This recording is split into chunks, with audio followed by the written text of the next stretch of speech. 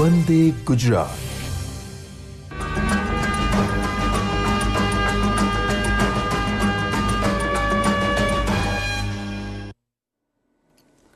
નમસ્કાર દર્શક મિત્રો, સજ્જ સમુદાય સુરક્ષિત સમાજના આ બીજા ચરણમાં આપ સૌ સરપંચશ્રીઓ, તલાટીશ્રીઓ, આંગણવાડી કાર્યકર્તાઓ, શિક્ષકશ્રીઓ અને ગામમાં ઉપસ્થિત તમામ દર્શક મિત્રોનું આ પ્રસંગે આપનું હાર્દિક સ્વાગત છે. આપણે સજ્જ સમુદાય સુરક્ષિત ગામ એક મિશન ઉપાડ્યું છે. 5 તારીખથી આની શરૂઆત કરી હતી.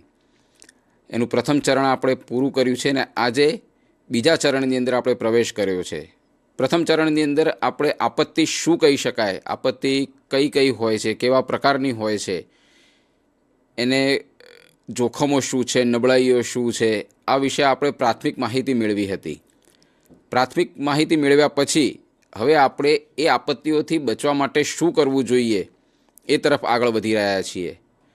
ગઈકાલે આપણે ઉત્તર ગુજરાત ઝોનના જિલ્લાઓને આપણે સંબોધન કર્યું હતું. એમણે સરસ મજાનું આપણે માહિતી આપી છે કે ફાયર આગ કે લાગે ત્યારે શું કરવું જોઈએ, શું ના કરવું જોઈએ, કેવી પરિસ્થિતિનું સર્જન થાય છે, એ વિશે આપણે વિગતવાર માહિતી આપણે આપેલી છે. આજે મધ્ય ગુજરાત ઝોનના જે જિલ્લાઓ છે, આજે એમને આપણે ફાયર અને શોધ અને બચાવ કામગીરી કેવી રીતે કરી શકાય એની વિસ્તૃત માહિતી આપવાના છીએ. આ પ્રકારે આપણે ધીરે ધીરે આગળ વધતા જઈ રહ્યા છીએ. આપણું મિશન ધીરે ધીરે આગળ વધી રહ્યું છે. અત્યારે આપણે બીજા ચરણની અંદર શોધ અને બચાવની માહિતી મેળવીશું. ત્યાર પછીના ચરણની અંદર આપણે પ્રાથમિક સારવાર કેવી રીતે આપવી જોઈએ, પ્રાથમિક સારવાર શું હોય, ભાગ્યું હોય, ઈજા થઈ હોય, બ્લડિંગ થતું હોય, આવી પરિસ્થિતિની અંદર પ્રાથમિક સારવાર કેવી રીતે આપી શકાય છે એની માહિતી પણ મેળવવાના છીએ.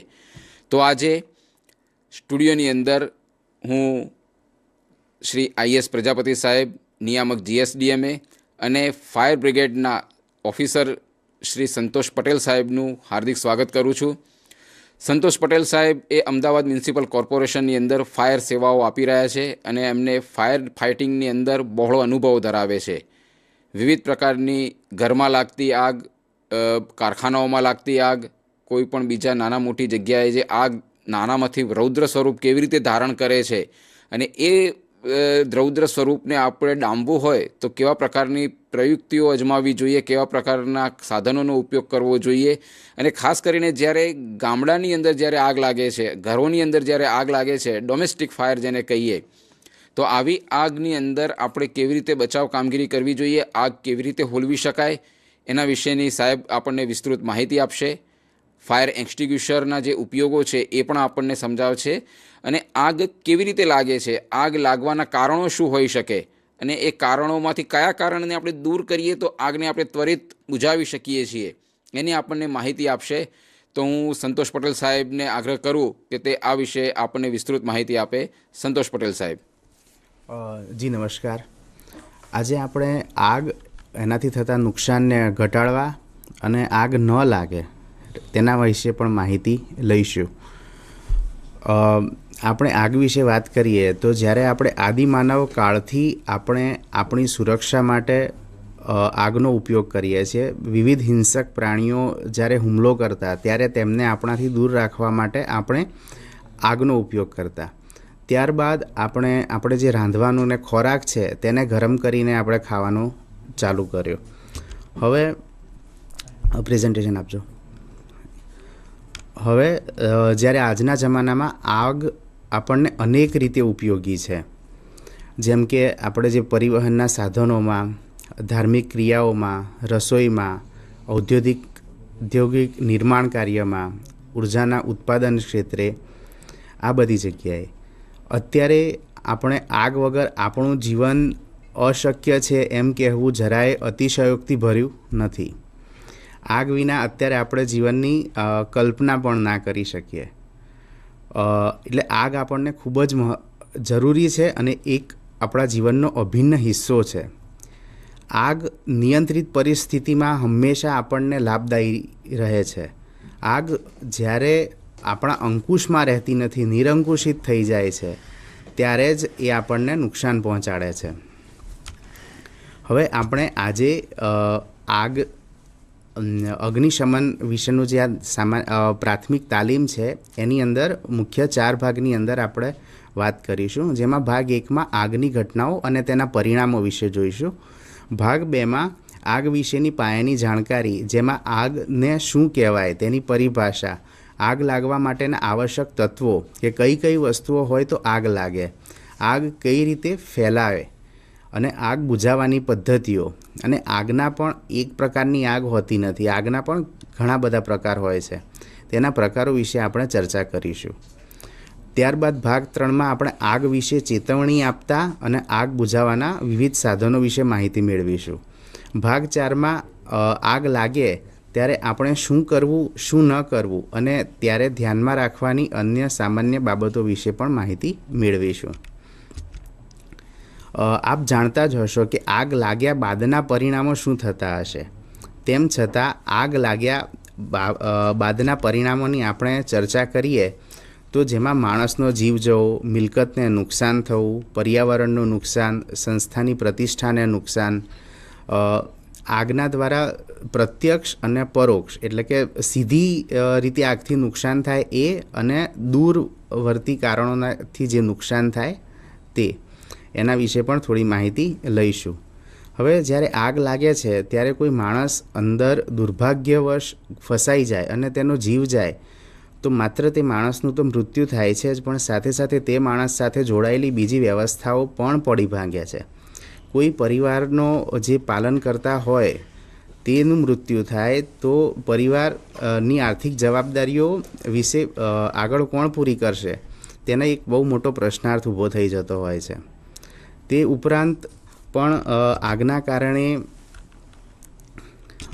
આગના કારણે જ્યારે કોઈ મિલકતોને નુકસાન થાય છે, કોઈનું ઘર હોય તે આગના કારણે એમાં નુકસાન થાય તો ત્યારે માણસોએ એની આખા જીવન દરમિયાનની જે કમાણી હોય છે તે ભેગી કરીને ઘણીવાર એનું મકાન બનાવેલું હોય છે. તે મકાનની અંદર એ મકાન રહેવા લાયક રહેતું નથી, ફરીથી નવું મકાન બનાવવું પડે છે. તો તેના માટેના ખર્ચો, તેના માટેની આર્થિક એટલે કે પૈસાની વ્યવસ્થા ક્યાં કરવી, આ ઉપરાંત પણ આ મકાન કે આવી કોઈ આગ લાગે તો એની સામાજિક પરિસ્થિતિ પણ પર અસર થતી હોય છે. તેના આજુબાજુના સંબંધીઓ, દીકરા દીકરીઓના સંબંધો કે લગ્નો જ્યાં નક્કી થયા હોય ત્યાં પણ ઘણીવાર આની નકારાત્મક અસરો થવાની સંભાવનાઓ ઘણી વધી જતી હોય છે. કોઈ વ્યવસાય કરતા હોય, કોઈ ફેક્ટરી હોય, કોઈની નાનકડી દુકાન હોય કે આપણે ગામમાં નાના ગલ્લા હોય છે, તેવા ગલ્લા હોય. જ્યારે આવા આગના કારણે આવા નાના પરિવારો જે દૈનિક રોજનું કમાઈને રોજ જીવતા હોય છે, તેમના વ્યવસાયને જ્યારે આવું નુકસાન થઈ જતું હોય છે અને માલસામાનને નુકસાન થાય છે ત્યારે એની ભરપાઈ કરવામાં એમના ઘણા વર્ષોની કમાણી અમુક વખતે હોમાઈ જતી હોય છે. એની સાથે સાથે એમના ધંધા સાથે સંકળાયેલા અન્ય ધંધા હોય તેના ઉપર પણ આગના કારણે નકારાત્મક અસરો ઊભી થતી હોય છે. હવે આપણે આગ વિશેની પાયાની જાણકારી વિશે આગળ વાત કરીશું. તો આગ શું છે? તો આગ તીવ્ર અને મંદ બંને જાતના દહન હોય છે. એમાં આપ કદાચ નહીં જાણતા હોય તો જે લોખંડ ઉપર કાટ લાગે છે તે પણ એક દહનનું ઉદાહરણ છે, પણ એ અત્યંત મંદ ગતિએ થતું હોય છે. એ મંદ દહન છે. જ્યારે જે આગ આપણને નુકસાન કરે છે તે એક તીવ્ર એટલે કે ઘણી જ ઝડપી ઓક્સીકરણની એક રાસાયણિક પ્રક્રિયા છે. હવે આગ લાગવા માટે 3 તત્વો હોવા આવશ્યક છે, જેમાં છે એક છે ઈંધણ, બીજી છે ગરમી અને ત્રીજી હવા. જ્યારે આ 3 વસ્તુઓ એક સાથે મળે છે અને તે નિશ્ચિત પ્રમાણમાં મળે છે ત્યારે જ આગ લાગે છે. એના વગર આગ લાગતી નથી. આપણે જોયું હશે એમ જ્યારે આગ લાગે છે જ્યારે તેમાંથી ગરમી, પ્રકાશ અને ધુમાડો આ 3 વસ્તુઓ બહાર નીકળે છે. હવે મેં અમને કહ્યું કે આગ એક ઓક્સીકરણની તીવ્ર રાસાયણિક પ્રક્રિયા છે અને જ્યારે ઈંધણની અંદર આપણે પેલા પૂળા, લાકડું, કપડાં, ઘરનો સામાન આવી બધી વસ્તુઓ ઈંધણ તરીકે કામ કરે છે. બીજું, આપણી આસપાસ હવા પણ ઉપલબ્ધ હોય છે અને જ્યારે આવી વસ્તુઓને કોઈ તાપમાન કોઈ પણ રીતે ગરમી મળે છે અથવા કોઈ ઇગ્નિશન સોર્સ મળે છે ત્યારે એમાં આગ લાગી જતી હોય છે. હવે આ જ 3 વસ્તુઓ ભેગી થાય ત્યારે આગ લાગે છે, અને આ 3માંથી એક વસ્તુ દૂર કરી દઈએ ત્યારે આગને આપણે બુઝાવી શકીએ છીએ, જેના વિશે આપણે આગળ વાત કરીશું. હવે આપણે આગ જે આ લાગી જાય છે તેનો ફેલાવો પણ અલગ અલગ રીતે થતો હોય છે. આપણે આ મકાનમાં લાગેલી આગનો એક વિડીયો છે, તેના દ્વારા આપણે સમજીશું કે આગ શરૂઆતની અવસ્થામાં હંમેશા નાની હોય છે. તેને ધીમે ધીમે સમય મળે છે, કોઈ બુઝાવતું નથી, ત્યારબાદ જ એ આગ મોટી થાય છે. આપ આ વિડીયોમાં જોઈ શકો છો કે ખુરશીના પાછળના ભાગમાં આગ છે.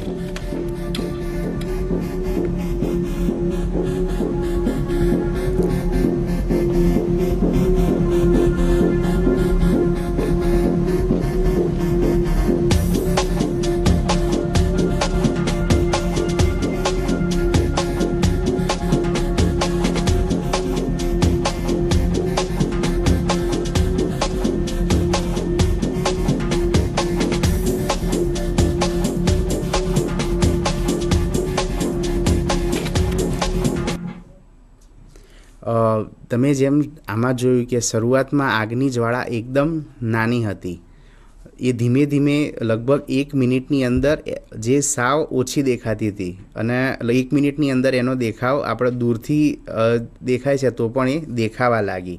હવે આ જ આગ ધીમે ધીમે કેટલી વિકરાળ બને છે એ આપણે આ નેક્સ્ટ જે વિડીયો છે તેમાં જોઈશું.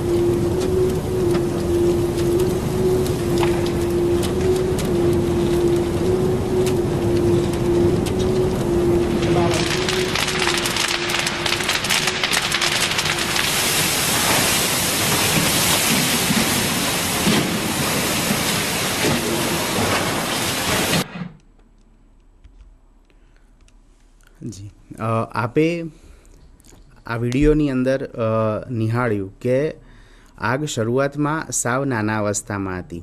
ધીમે ધીમે એને સમય અને ઈંધણ મળ્યો તેમ તેમ એનું પ્રમાણ વિકરાળ થતું ગયું.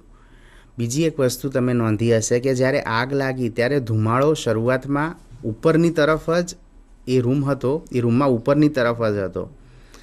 એ ધુમાડો પહેલાં ભેગો થયો, પછી જેમ જેમ બીજી જે વસ્તુઓ હતી એ ધુમાડાની સાથે ગરમી પણ હતી, અને જે વસ્તુઓ એ ગરમી સાથે સંકળાઈ તેમાં પણ આગ લાગવાની શરૂઆત થઈ, અને છેલ્લે આખો રૂમ એ આગની ઝપેટમાં આવી ગયો.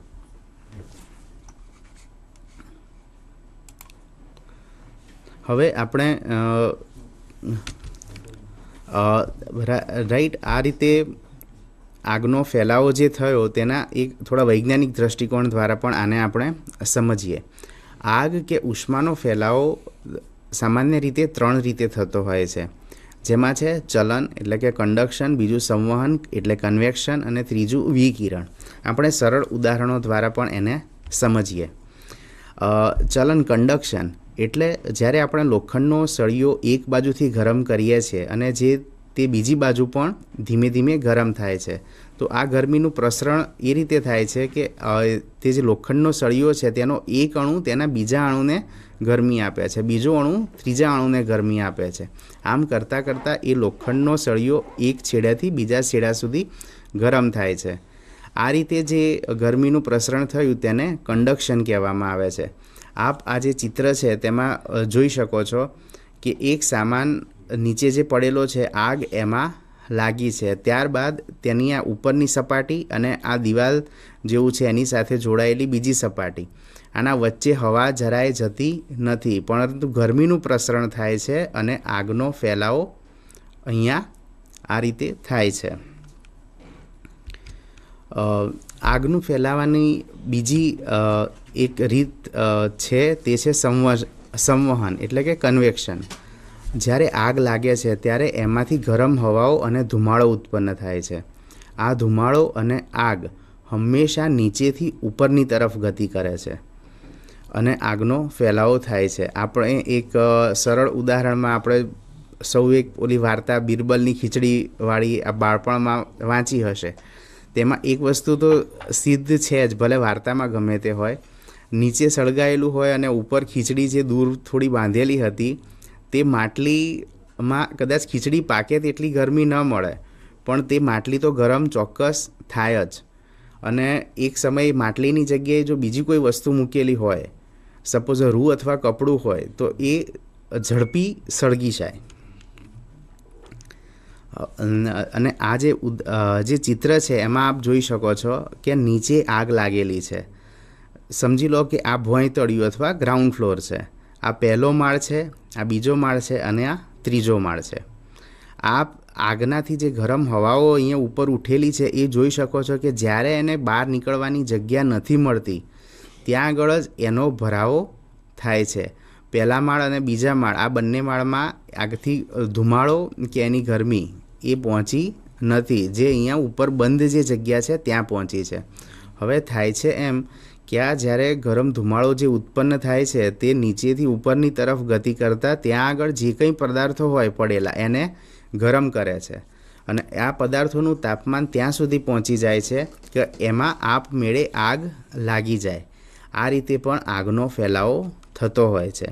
હવે આગનો ફેલાવ થવા માટેની એક ત્રીજી વસ્તુ છે એ છે રેડિયેશન. રેડિયેશન એટલે વિકિરણ. જેમ સૂર્યની ગરમી છેક સૂરજથી અબજો કિલોમીટર આપણાથી તે દૂર છે, તેના એક પ્રકાશને કિરણને ત્યાંથી નીકળીને આપણા સુધી પહોંચવામાં લગભગ 8.5 મિનિટ જેટલો સમય લાગે છે. તેમ છતાંય સૂરજની ગરમી આપણા સુધી પહોંચે છે. હમણાં જ શિયાળો પસાર થયો, તો શિયાળામાં પણ આપણે બધા ઉનાળામાં બપોરે લગભગ 11 વાગ્યાથી લઈને 4 વાગ્યા સુધીની ગરમી બહાર લેવાનું પસંદ કરીએ. આગનો ફેલાવો પણ તે રીતે થાય છે. માની લો કે આપણા ગામમાં કોઈ એક ઘર અથવા મકાન અથવા પેલો ઘાસની જે પૂળા મૂકેલા હોય તે જગ્યા સળગતી હોય, તો તેનો પ્રકાશ આસપાસની જે કોઈ સપાટી ઉપર અથડાશે તે સપાટીને પણ એ ગરમ કરશે. દાખલા તરીકે આ એક મકાન છે, આ ચિત્રમાં બતાવેલું, આ સળગી રહ્યું છે અને આની અંદરથી જે પ્રકાશના કિરણો છે અને જે બીજી સપાટી પર અથડાય છે તે સપાટીને પણ તે ગરમ કરે છે. હવે અહીંયા સરળ આ ગરમી એટલી બધી એ પ્રસરણ અહીંયા થાય કે અહીંયા પણ અમુક સમયે આગ લાગી જાય. તો પ્રકાશના કિરણો દ્વારા પણ જે ગરમીનું પ્રસરણ થાય છે તેના કારણે પણ આગમાં ફેલાવો થાય છે. બીજું એક સરળ ઉદાહરણ આપણે લઈએ તો શિયાળાની અંદર બધા તાપણી કરતા હોય છે. એમાંથી જે તાપણીમાં જે ગરમ ધુમાડો નીકળતો હોય છે તે સીધો બને ત્યાં સુધી ઉપરની તરફ અથવા પવન જે દિશામાં વહેતો હોય તે દિશામાં જતો હોય છે અને આપણે બધા એની આજુબાજુમાં આપણા હાથ સીધા રાખીને એની જે પ્રકાશ ખરો એ વધુમાં વધુ આપણી હથેળી પર અથડાય તે પ્રમાણે આપણે ગરમી લેતા હોઈએ છીએ. કોઈ હાથ સીધો રાખીને ગરમી અહીંયા આગ હોય તો આ રીતે લેતું નથી, એ આ લે છે. એનું કારણ એ છે કે વધુમાં વધુ પ્રકાશના કિરણો તાપણીના છે તે આપણી જે ચામડી ઉપર અથડાય અને ગરમી આપણને મળે અને ઠંડીથી રક્ષણ મળે. તો આ રીતે પણ આગનો ફેલાવો થાય છે. હવે મેં અગાઉ પેલો એક આગનો ત્રિકોણ આપણે જોયો. તે ત્રિકોણને જ્યારે આપણે તોડી નાખીએ, ત્રિકોણની 3 બાજુમાંથી કોઈ એક બાજુ આપણે હટાવી લઈએ તો પણ આગ બુઝાઈ જાય છે. એ ત્રિકોણ ની 3 બાજુઓ શેની બનેલી હોય છે? એક તો ઈંધણ, બીજું ગરમી અને ત્રીજી હવા. આ ત્રણેય તત્વોમાંથી કોઈ પણ એક તત્વ આપણે દૂર કરી દઈએ ત્યારે પણ આગ બુઝાઈ જતી હોય છે. હવે આ ત્રણેય તત્વો મને દૂર કરવા માટે માટેની આ 3 પદ્ધતિઓ છે. આગનું પણ આપણા શરીર અને આપણા જીવન સાથે સંકળાયેલી હોય તે જ રીતે છે. જેમાંથી આગને બુઝાવવા માટેની પહેલી પદ્ધતિ છે સ્ટાર્વેશન, એટલે આગને ભૂખી મારવી, આગને એનો ખોરાક નહીં આપવો. આગને બુઝાવવા માટેની બીજી પદ્ધતિ છે એટલે કે સ્મૂધરિંગ, એટલે આગને મળનારી હવા અટકાઈ દેવાની, એને મળનારો ઓક્સિજન કે પ્રાણવાયુ છે તેને અટકાઈ દેવાનો, તેને સ્મૂધરિંગ પદ્ધતિ કહેવાય છે. અને આગની ગરમી હટાવી દેવાની અને ઠંડી પાડી દેવાની અને આગ બુઝાવી દેવાની, તેને કુલિંગ કે ઠંડુ કરવું તરીકે પણ ઓળખવામાં આવે છે. હવે જે પહેલી પદ્ધતિ છે એ છે આગને ભૂખે મારવાની. એમાં જે ત્રિકોણ બતાવ્યો હતો એમાંથી એનું ઈંધણ ખસેડી લેવાનું, એટલે કે આગને તેના ઈંધણથી અથવા ઈંધણને તેના આગથી દૂર કરીને જે આગ બુઝાવવામાં આવે છે તેને સ્ટાર્વેશન એટલે કે આગને ભૂખી મારીને આગ ઓલવી તેમ કહી શકાય.